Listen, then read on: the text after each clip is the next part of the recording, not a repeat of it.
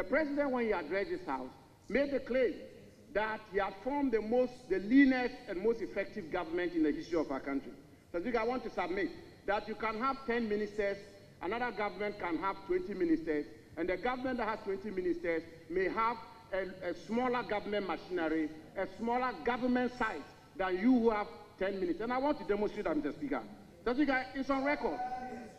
The record is that the pegging or ranking of officials of the presidency are as follows, Mr. Speaker, since the inception of the fourth Republican dispensation. The Chief of Staff is pegged at the rank below the Speaker of Parliament, but above a cabinet minister who doubles as a member of Parliament.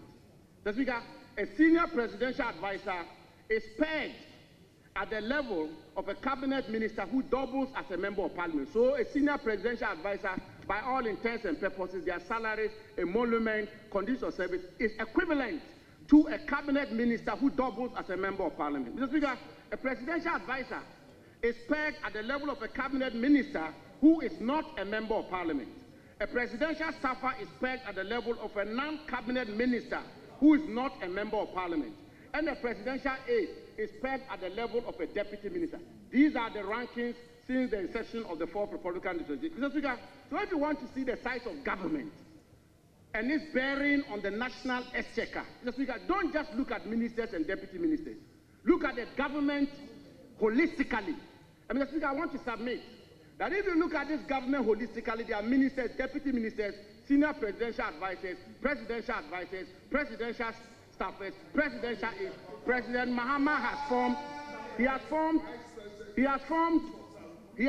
arguably one of the biggest or largest governments in the history of our country as it relates to the cost on the national exchequer. Mr. Speaker, why do I say this? Take, for example, the president has appointed Dr. Valerie Sawyer as senior presidential advisor in charge of government affairs. Her rank is a cabinet minister who doubles as a member of Parliament. So her salary, her emolument, conditions of service, everything to do with her office is at the same rank as a cabinet minister who doubles as a member of Parliament. That's because he's appointed a presidential advisor on economy.